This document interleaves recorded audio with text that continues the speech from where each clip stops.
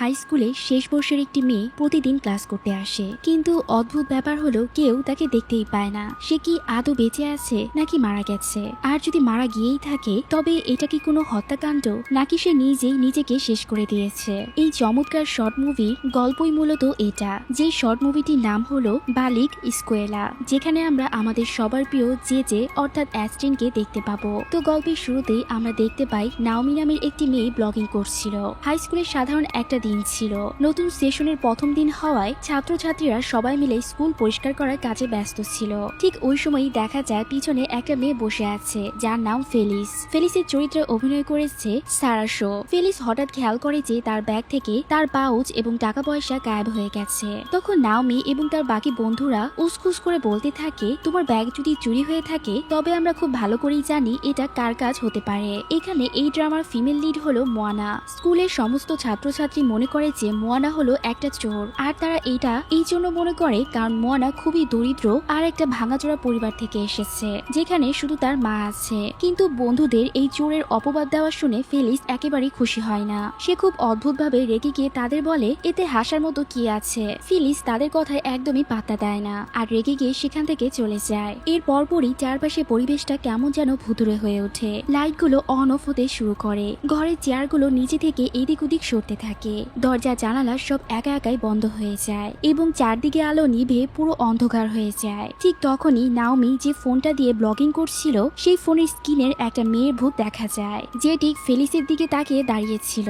আর ঠিক এই দৃশ্য দেখানোর মধ্যে দিয়েই আসল গল্পটা শুরু হয়। আমরা মোয়ানাকে দেখতে পাই, যে কিনা সকাল সকাল ঘুম থেকে ওঠে। সে চোখ খুলে চারপাশটা দেখে মনে মনে ভাবে, ছোটবেলা থেকে আজ পর্যন্ত যখনই আমার ঘুম ভেঙেছে আমার মায়ের আওয়াজ শুনেই ভেঙেছে, কিন্তু আজ আমার হাই স্কুলের প্রথম দিন হওয়া সত্ত্বেও মায়ের ডাকে আমার ঘুম ভাঙলো না কেন? কি হচ্ছে এসব? মা কোথায়? সে যখন বিছানা থেকে উঠে আয়নার সামনে গিয়ে দাঁড়ায় তখন অবাক হয়ে দেখে যে সেই স্কুলে ইউনিফর্ম পরেই ঘুমিয়ে পড়েছিল।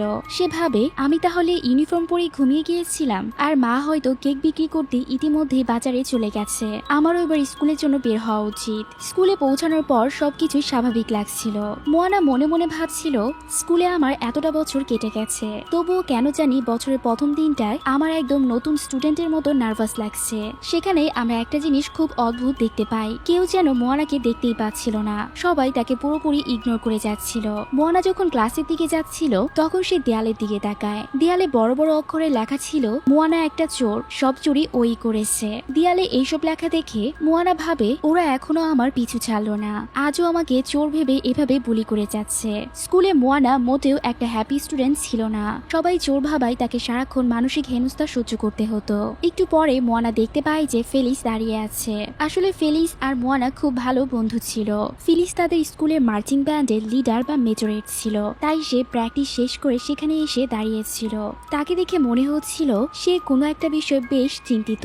ফেলিসকে দেখে মোয়ানা মনে মনে ভাবে, ইস, আমিও যদি এই মার্চিং ব্যান্ডে একজন লিরিসিস্ট বা গীতিকার হিসেবে যোগ দিতে পারতাম। আমি অবশ্য ফিলিসের মতো অতটা সুন্দরী নই, কিন্তু ব্যান্ডে যোগ দিতে গেলে তো মায়ের অনুমতি দরকার, আর মা মনে করেন মার্চিং ব্যান্ডে যোগ দেওয়া বা লিরিসিস্ট হওয়া মানে কেবলই টাকার অপচয়। ঠিক তখনই গল্পে প্রবেশ করে এই মুভির আরেকটি মেইন লিড, ডাইলান গ্যালিগো। সেই স্কুলে মার্চেন্ট ব্যান্ডের একজন ক্যাডেট এবং আর্মি অফিসার, আর সেই সাথে সে হলো ফিলিসের বয়ফ্রেন্ড। এই ছেলেটার ইউনিফর্মে একটা খঞ্জর বা ছোট ধারালো চাকু গোজা ছিল। ফিলিস তার দিকে তাকায়, কিন্তু তাকে কোনো পাত্তা না দিয়ে সেখান থেকে চলে যায়। মোয়ানা যখন তার ক্লাসরুমে ঢোকে তখন তার সহপাঠীদের আচরণ খুব রহস্যময় মনে হচ্ছিল, কারণ মোয়ানা রুমে ঢোকার সময় ক্লাসের দরজাটা একা একাই খুলে যায়। তখন ক্লাসের বাকি ছেলেমেয়েরা বলতে থাকে, হঠাৎ দরজা খুলে গেল কেন? বোধহয় বাতাস লেগেছে, বাদ দাও। তারা এমন ব্যবহার করছিল যেন মোয়ানাকে তারা একদমই দেখতেই পায়নি, অথবা দেখার পরও এমন ভান করছিল যেন সেখানে কেউ নেই। এরপর ফেলিসও সেই ক্লাসরুমে ঢোকে। ফেলিসকে ঢুকতে দেখে মোয়ানা খুব উৎসাহ নিয়ে বলে, ফেলিস এসো না, আমার পাশে এসে বসো। কিন্তু ফেলিসও মোয়ানার কথা সম্পূর্ণ এড়িয়ে গিয়ে সোজা নাওমির পাশে গিয়ে বসে। এটা দেখে মোয়ানার খুব কষ্ট হয়, কিন্তু সে বেশি কিছু মনে করে না, কারণ সে জানতো যে সবাই তো সাধারণত তাকে এভাবে এড়িয়েই চলে, এটাতে আবার নতুন কি। একটু পরেই তাদের টিচার ক্লাসে আসে আর তাদেরকে একটা স্যাড নিউজ দেয়। সে বলে, আজ স্কুলে আসার পথে এক ছাত্রী নাকি গাড়ি দুর্ঘটনার শিকার হয়ে মারা গেছে। প্রত্যক্ষদর্শীরা বলছে ঘটনার সময় সেই মেয়েটি নাকি ফোনে ব্যস্ত ছিল। মৃত্যুর ঠিক আগের মুহূর্তে সে হয়তো তার কোনো প্রিয় মানুষের সাথেই কথা বলছিল। যাই হোক, স্যার যখন ক্লাসে পড়াচ্ছিলেন মোয়ানা তো অনেক বেশি বোর ফিল করছিল, তাই সে চুপি চুপি উঠে গিয়ে একদম শেষের দিকে একটা বোর্ডের পিছনে গিয়ে লুকিয়ে পড়ে আর সেখানে গিয়ে চুপচাপ বসে থাকে। এর কিছুক্ষণ পর ক্লাসে আসে ডায়লান গ্যালিগো, ফেলিসের সেই বয়ফ্রেন্ড। এই ছেলেটার হাবভাব মোটেও স্বাভাবিক লাগছিল না। ডায়লান ক্লাসে এসে জানায় যে আজ স্কুলে একটা অ্যান্টি বুলিং সেমিনার হতে যাচ্ছে, সেখানে সব ছাত্রছাত্রী উপস্থিত থাকা বাধ্যতামূলক। কিন্তু ফেলিস বলে যে সে মার্চিং ব্যান্ডের অংশ হিসেবে অনেক আগেই এই সেমিনারটা একবার করে ফেলেছে, তাই সে এবারের সেমিনারে অংশগ্রহণ করতে চাচ্ছে না। এই সময়টা সে একটু বিশ্রাম নিতে চাচ্ছে। ফেলিসের এই কথা শুনে ডায়লান যেভাবে ফেলিসের দিকে তাকাচ্ছিল আর ফেলিস যেভাবে তার থেকে চোখ লুকিয়ে নিচ্ছিল তা দেখে পরিষ্কার বোঝা যাচ্ছিল যে ডায়লান হয়তো কিছু বলতে চাচ্ছে আর ফেলিস তাকে পুরোপুরি ইগনোর করে যাচ্ছে। ফেলিস যখন ক্লাসের এক কোনায় ঘুমাচ্ছিল, যেহেতু সে সেমিনারে অংশগ্রহণ করবে না, মোয়ানা তো তখনও বইয়ের আলমারি পিছনেই বসেছিল। হঠাৎ আলমারির ওপাশ থেকে একটা খসখস শব্দ শুনতে পেয়ে মোহনা উকি দিয়ে দেখে নাওমি খুব চোরের মতো ফেলিসের ব্যাগ থেকে সে পাউচটা চুরি করছে। মনে আছে তো, গল্পের প্রথম দৃশ্যটা কিন্তু এই পাউচ চুরি দিয়েই শুরু হয়েছিল। তার মানে ওই পাউচটা নাওমি নিজেই চুরি করেছিল। নাওমিকে হাতে নাতে চুরি করতে দেখে মোয়ানা সব বুঝতে পারে। সে রেগে ফেটে পড়ে আর ভাবে চুরি করে এই মেয়ে আর সমস্ত চোরের অপবাদ এসে পড়ে আমার ঘাড়ে। এই আগে সে আলমারি থেকে কিছু বই মাটিতে ফেলে দেয়। হঠাৎ বই পড়ার শব্দ শুনে নাওমি প্রচন্ড ভয় পেয়ে সেখান থেকে দৌড়ে পালিয়ে যায়। এখন গল্পটা আবারও সেই প্রথম দৃশ্যে ফিরে যায়, যেখান থেকে মোয়ানা এবং পুরো কাহিনীর আসল সত্যটা আমাদের সামনে আসবে। নাওমি তখন ব্লগিং করছিল, বাকি বাচ্চারা রুমটা পরিষ্কার করছিল আর ফেলিস হন্য হয়ে তার সেই টাকার পাউচটা খুঁজছিল। ঠিক তখনই নাওমি ক্যামেরার সামনে বাঁকা হেসে বলে, চুরি যদি হয়ে থাকে তবে কে করেছে তা তো আমরা সবাই জানি। সে আকার ইঙ্গিতে মোয়ানার দিকে আঙ্গুল তুলছিল। তাদের এইসব কথা শুনে ফেলিস ভীষণ রেগে যায় আর সেখান থেকে চলে যায়। ঠিক এমন সময় মোয়ানা ক্লাসে বাইরে থেকে চিৎকার করে ফেলিসকে বলতে থাকে যে ফেলিস, দয়া করে আমার কথা শোনো, তোমার ওই পাউচ আর টাকা আমি নিইনি, ওটা নাওমি চুরি করেছে।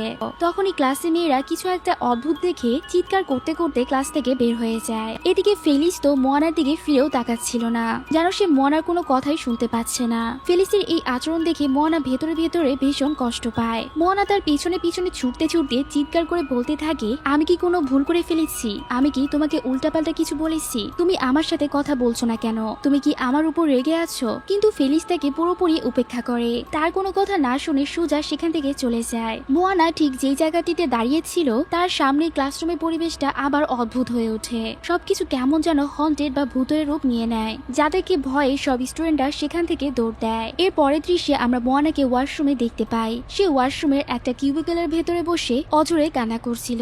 ঠিক তখনই ফেলিস বাইরে থেকে কারোর কান্নার আওয়াজ শুনতে পায়, যদিও সে জানতো না এটা কার গলা। ফেলিস দরজায় টোকা দিয়ে জিজ্ঞেস করে, ভেতরে কি কেউ আছেন? আপনি কি ঠিক আছেন? তখন মোয়ানা ভেতর থেকে বলে, এখন তুমি আমার সাথে কথা বলছো ফেলিস? কিন্তু ফেলিস তো কিছুই বুঝে উঠতে পারছিল না। সে যখন ওয়াশরুমের দরজাটা খুলে দেখে ভেতরে কেউ নেই, সবকটা কিউবিকল একদম খালি। তাহলে ওই কান্নার আওয়াজটা কার ছিল? আর মোয়ানার সাথে বা কি হচ্ছিল? কিছুই বোঝা যাচ্ছিল না। ফেলিস প্রচন্ড ভয় পেয়ে সেখান থেকে দৌড়ে পালায়। ফেলিস সেখান থেকে যাওয়ার পর মোয়ানা যখন বাইরে আসে, সে বেসিনের আয়না নিজের চেহারার দিকে তাকায় আর তখনই এক মারাত্মক ধাক্কা খায়। সে ভয়ে চিৎকার করে ওঠে। মোয়ানা বুঝতে পারে সে আসলে মারা গেছে, অর্থাৎ স্কুলে এখন যা কিছু ঘটছে তা মোয়ানার জ্যান্ত শরীর নয়, বরং তার আত্মা এই স্কুলে আটকে রয়েছে। মোয়ানা বাস্তব জীবনে আর বেঁচে নেই, আর ঠিক এই কারণে কেউ এতক্ষণ যাবত তাকে দেখতে পাচ্ছিল না। আর এতক্ষণ যাবত ফিলিস কেবল মোয়ানার উপস্থিতিটা অনুভব করতে পারছিল। স্কুল কর্তৃপক্ষ মোয়ানার জন্য স্কুলের এক কোনায় একটা ছোট মেমোরিয়াল তৈরি করেছিল, কিন্তু সেই মেমোরিয়ালের সামনে মাত্র হাতে গোনা কয়েকটা চিঠি আর মোয়ানার একটা ছবি রাখা ছিল।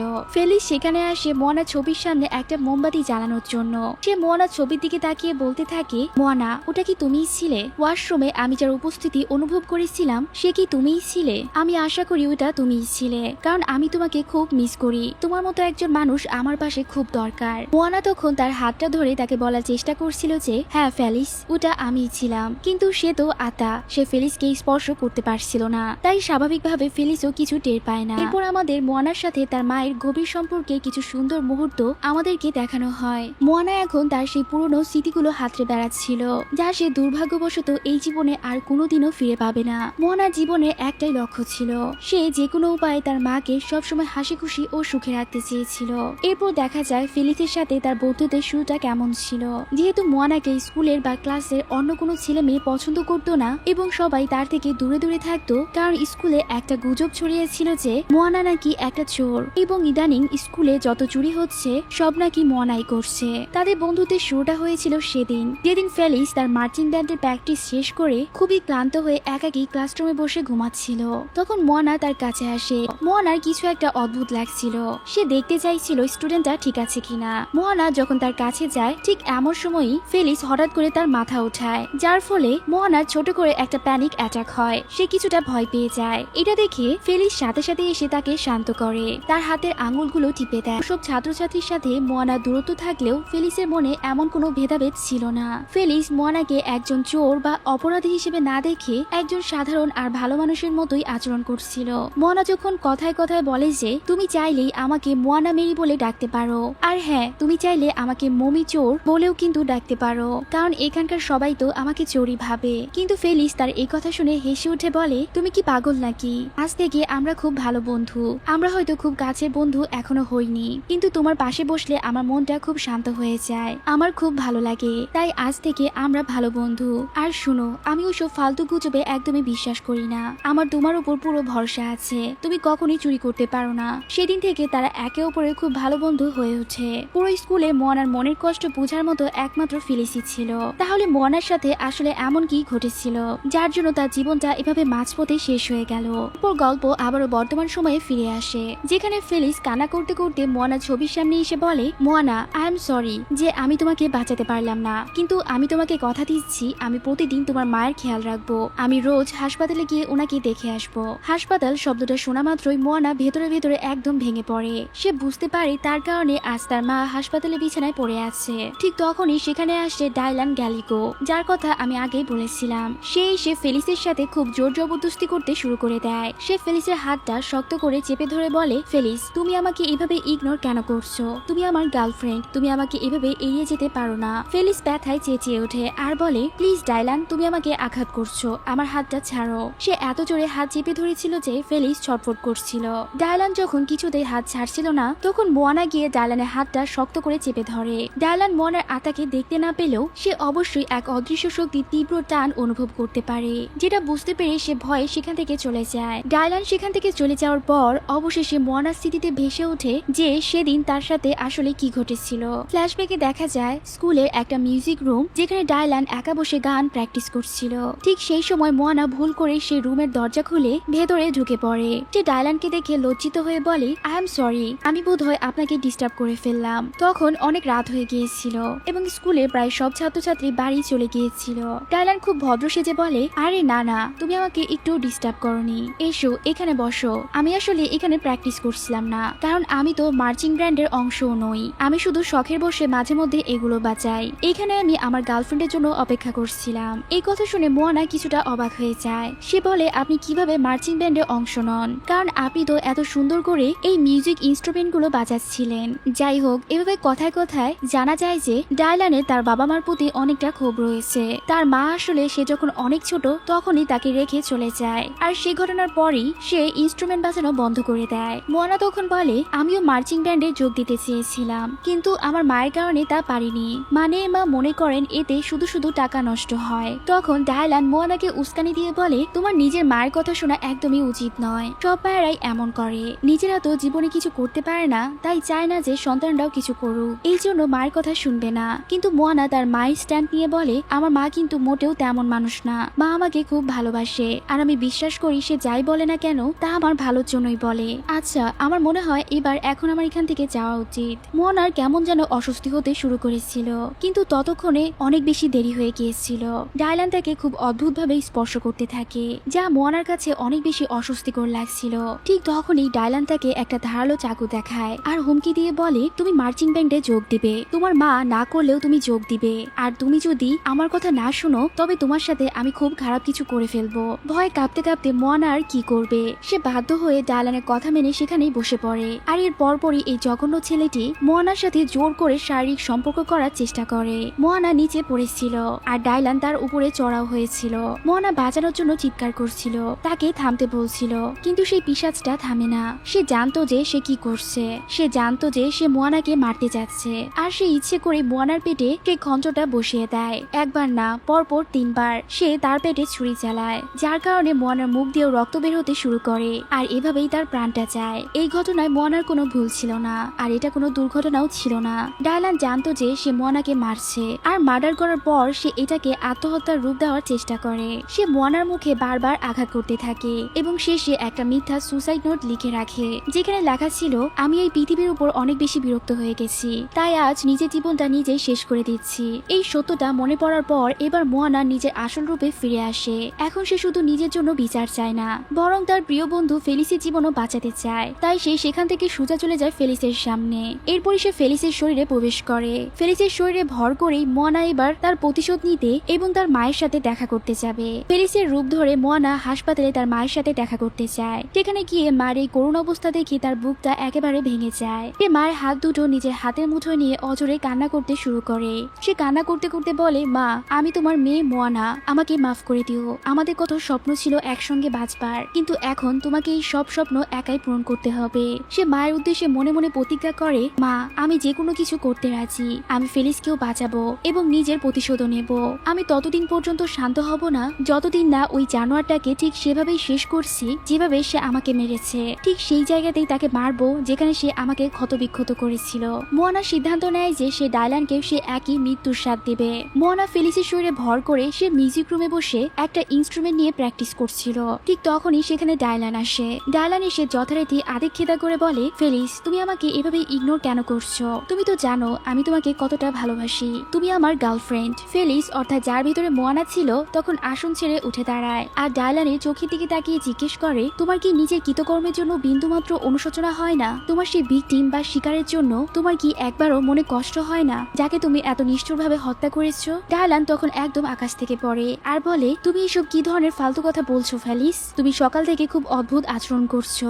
আমি তো কাউকেই মারিনি, কি আজে বাজে বকছো? ফেলিস তখন রেগে গিয়ে বলে, আমি খুব ভালো করেই জানি তুমি তাকে ইচ্ছে করে মেরেছো। তুমি আসলে একটা জানোয়ার। তুমি আগে থেকে সব প্ল্যান করেছিলে এবং তুমি এটা নিশ্চিত করেছিলে যেন এই মিউজিক রুমে সবার আগে আমি আসি, যাতে করে আমি আমার নিজের চোখের সামনে আমার প্রিয় বন্ধুর মৃতদেহ দেখতে পাই। ডায়লান তখন নিজের আসল রূপ প্রকাশ করে আর বলে, ও তাহলে তুমিও ওই মেয়ের সাথে উপরে চলে যেতে চাও? শোনো, তোমার ওর জন্য বিন্দুমাত্র কোনো আফসোস বা দয়া নেই, কিন্তু আমার নিজের জন্য খুব খারাপ লাগছে, কারণ সেই মুহূর্তে করা একটা ছোট্ট ভুলের জন্য আজ আমার পুরো ক্যারিয়ার বাজি লেগে গেছে। এই ছেলেটার এত বড় সাহস যে সে একটা মার্ডারকে ছোট্ট ভুল বলে দাবি করছে। যাই হোক, সে ফেলিসকে পাল্টা প্রশ্ন করে যে, আমাকে একটা কথা বলো তো ফেলিস, তোমার কি আদৌ ওর নাম মনে আছে? তুমি তো ওকে নিজের বন্ধুই মনে করতে না, আর স্কুলে বাকি সবাইও ওকে খুব তাড়াতাড়ি ভুলে যাবে, কারণ স্কুলের কারোর কাছে ওর কোনো অস্তিত্ব ছিল না। সবাই ওকে ভুলে যাবে, তুমিও ভুলে যাও ফেলিস। তখন ফেলিস তাকে জড়িয়ে ধরে। আসলে মোয়ানাই তাকে শেষবারের মতো শক্ত করে জড়িয়ে ধরে আর ফিসফিস করে বলে, আমি আমার নাম খুব ভালো করেই জানি। আমার নাম হলো মোয়ানা মেরি। এই কথা বলা মাত্রই মোয়ানা তার আসল আর ভয়ঙ্কর আত্মিক রূপে ডায়ানার সামনে এসে দাঁড়ায়। মোয়ানার এই রূপ দেখে ডায়লান ভয় ভয় কাঁপতে কাঁপতে মাটিতে পড়ে যায় আর চিৎকার করে বলে, কি হচ্ছে এইসব? মোয়ানা তার ভয়ঙ্কর মুখটি নিয়ে ডায়লানের সামনে গিয়ে বলে, তুমি আমাকে মেরে ফেলেছিলে, তাই আজ আমিও তোমাকে ঠিক একই রকম মৃত্যু দেব।